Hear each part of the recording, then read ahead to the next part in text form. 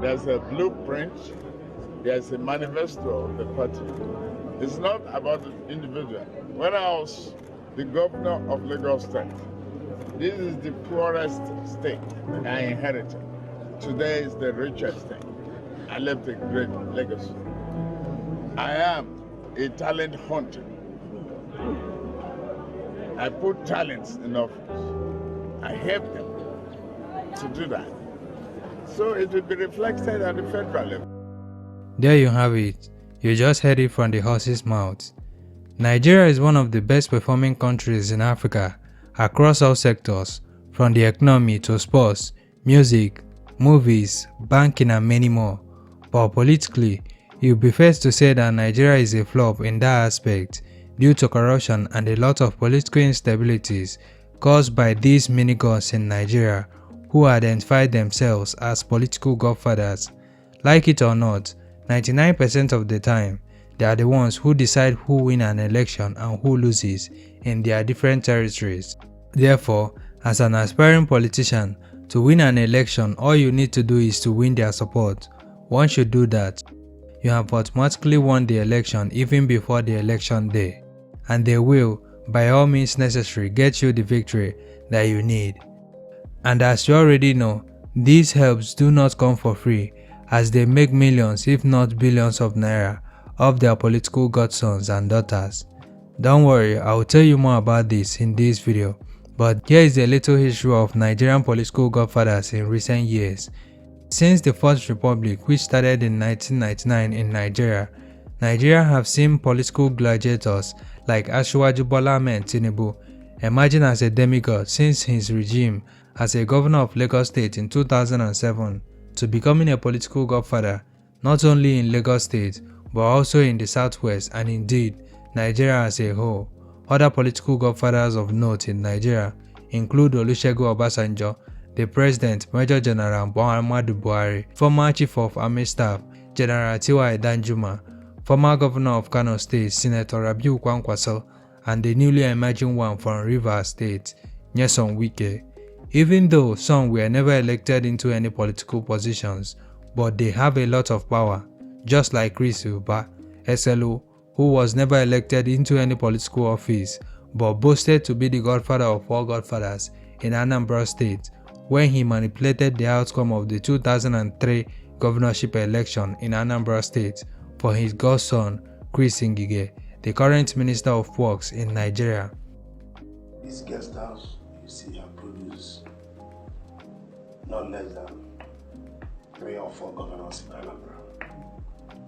Here is my government house. Here is the seat of power, where I produce governors, where I produce House of Rep, where I produce senators in this house. But all hell got loose when the godson, Chris Ngige, could not keep up to the agreements he had with his godfather. When Ngige failed to fulfill his agreement in terms of allocating slots for political appointments and release of funds to his godfather to enable him recoup his financial investment, which helped him become a governor, Oba took some drastic measures to enforce the contract. Ngige was dealt with in a mafia style as a sitting governor of Anambra State. On July 10, 2003, he was kidnapped and locked up in a toilet in the government house for 2 days until he signed and fulfilled his own end of the agreement. The amount of money signed away that day was not reported, but I guess you already know that the kind of money that would get a sitting governor held hostage for close to 2 days would be a lot. James Sibori of Delta State, Bola Ahmed Tinubu of Lagos State, Bukola Saraki of Kwara State, and Adams Oshomole of Edo State are one of the few politicians in Nigeria who has made a lot of money as godfathers even after their political careers from their successors who has never dared to dance against their tunes. As for James Ibori, for past 22 years, Ibori single-handedly created a new political class which has been running Delta State. Every politician in Delta State in some way or the other is subjected to Ibori. When Ibori left office, he planted successors just like Tinubu did in Lagos State. Even after being convicted and sentenced to prison for 13 years for stealing $250 million, Even while in prison, they have always consulted with him on who will be the next governor and who to occupy key positions in the state. Regardless of that, he still controls the affairs of the state from prison, and you dare not go against his orders.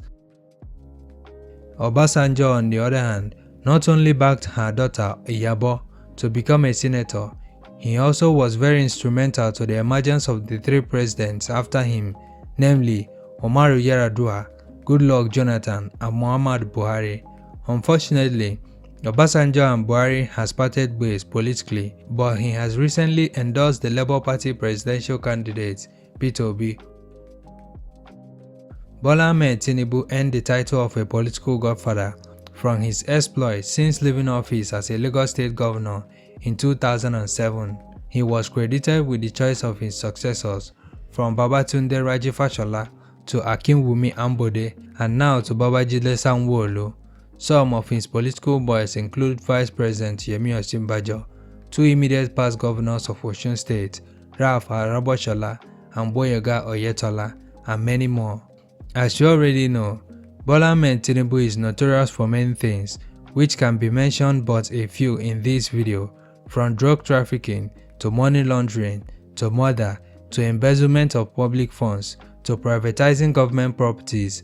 But due to his influence in the Nigerian political scene, no conviction has ever been laid against him, so he walks free and is currently running under APC to be the president of Nigeria in the next year's presidential election. Who knows, he might be able to pull one of his tricks here too. In his words, he said, "I built Lagos, so therefore he controls everything." In an interview of an individual from the inner caucus of Lagos State Affairs, Chief Bode George, he claims that Bola Ahmed Tinubu takes 15% of all the internal revenue of Lagos State every month. So, on average, Lagos State makes about 60 billion naira.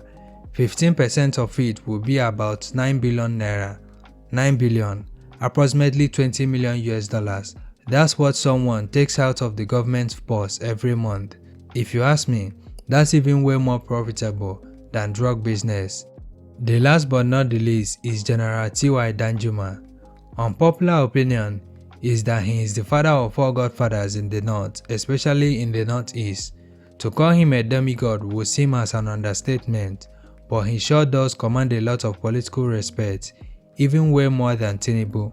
Word on the street is that he decides who becomes the governor of his state, Taraba State, regardless of what the election poll says.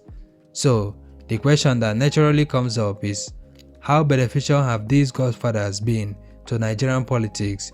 The answer is not much. Many of them are more obsessed with their personal gains and expansion of their political empires. They care less about the national and state and regional development agenda, even though that's what they claim to be championing. So there you have it. Thanks for watching today's Africa. Please do make sure you subscribe and click the notification button so you don't miss any of our latest video. And please, like and share this video as well. Don't forget to let us know what you think about this video in the comment section below.